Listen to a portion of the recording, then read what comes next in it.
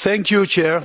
We are talking now about protecting critical infrastructures, and we are all talking about material infrastructures. But we also have to talk about immaterial infrastructures, because if we want to have a future in Europe, a future of the EU, we need to promote EU emotion and identity. I am nearly 50 years with my wife together. Do you know why? I love her. And I hope she loves me. That's why we are together. We are connected. Fans are connected to their club in the EU. And due to the UEFA's policies, now the Premier League is the so-called Super League. And this will kill the EU football clubs in the EU. Are you prepared to start an open dialogue with the UEFA how to save the football clubs within the EU, to give them more EU identity and emotion? Because in the future we need the people to love the EU. Thank you very much. Thank you. Dear Commissioner. Yes, I agree with you that when it comes to protecting our union, it does not only concern critical infrastructure, being physical or cyber, but it's also a union of emotions. We very often come across as something very rigid, very dry, very technocratic, and I'm all for introducing these emotional elements, both in our policies and in our communications. Eurovision moments, if you like. Now, on UEFA and European football in general, I agree that football is a vector of cohesion, of diversity, of richness in our society.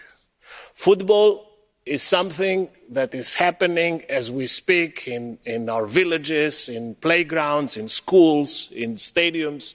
It's something that does not have to do with football clubs or elites or money or rich owners. It has to do with us, with who we are.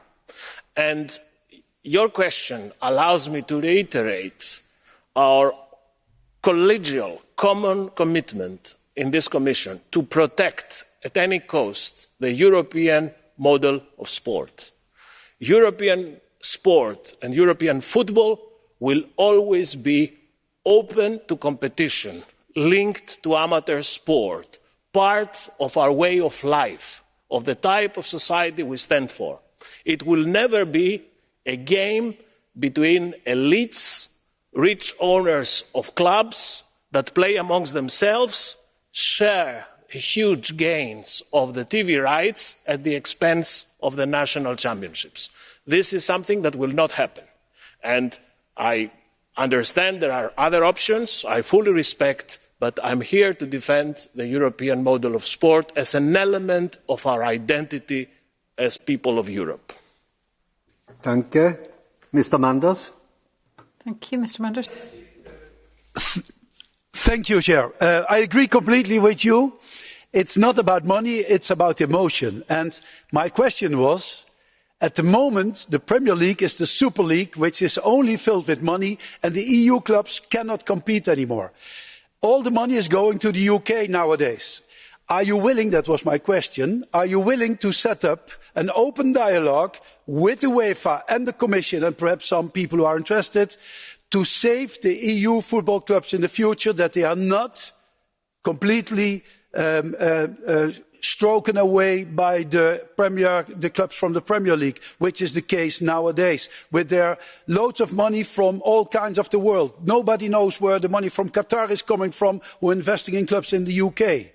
It's not possible in Europe. How can we save, that's my question, the EU competition?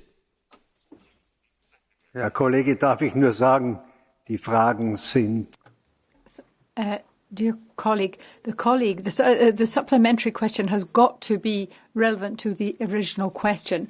Please bear that in mind, colleagues, because this is a question time.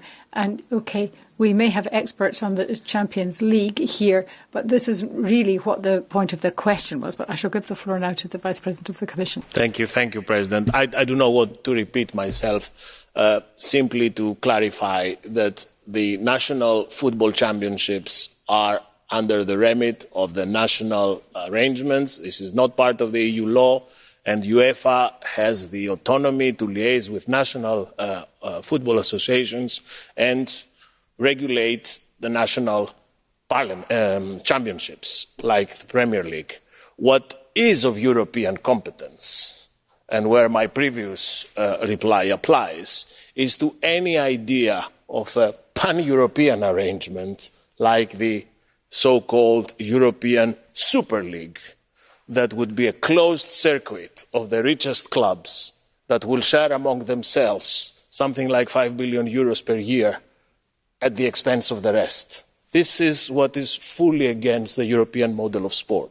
So replacing national arrangements is not our job, but safeguarding the openness of European football at European level, yes, it is, and is linked to the European model of sport, which needs protection.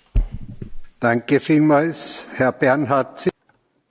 Thank you very much. The next question is from Mr. Bernhard Simonok. Thank you very much, Commissioner.